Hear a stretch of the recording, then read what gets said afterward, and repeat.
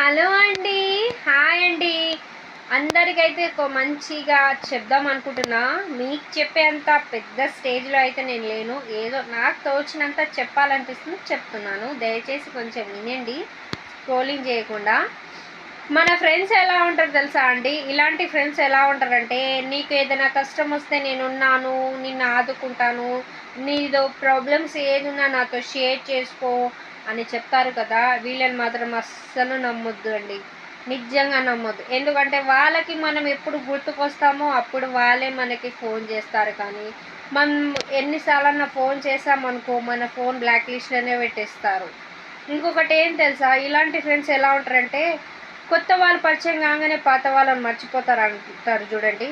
వీళ్ళని చూసే నేర్చుకోవచ్చు. అంతే, కొత్త ఫ్రెండ్స్ పరిచయం అయ్యారని పాత ఫ్రెండ్స్ని మర్చిపోయి వదిలేసి వెళ్ళిపోయే వాళ్ళు ఉన్నారు ఇవాళ రోజులలో. స్వచ్ఛమైన ఫ్రెండ్స్కి వాల్యూ కూడా లేదు ఇప్పుడు. నేను నా ఫ్రెండ్ అని నేను చెప్పుకోనికే గౌరవంగా చెప్తాను, వాడు నా ఫ్రెండ్ అని. కానీ వాడేమో అది నా ఫ్రెండ్ అని అస్సలు చెప్పలేదు. అట్లుంది మళ్ళీ కాలం. ఏం చేద్దాం? మీ ఫ్రెండ్స్ కూడా ఇలానే ఉన్నారా? వాళ్ళకి ట్యాగ్ చేయండి.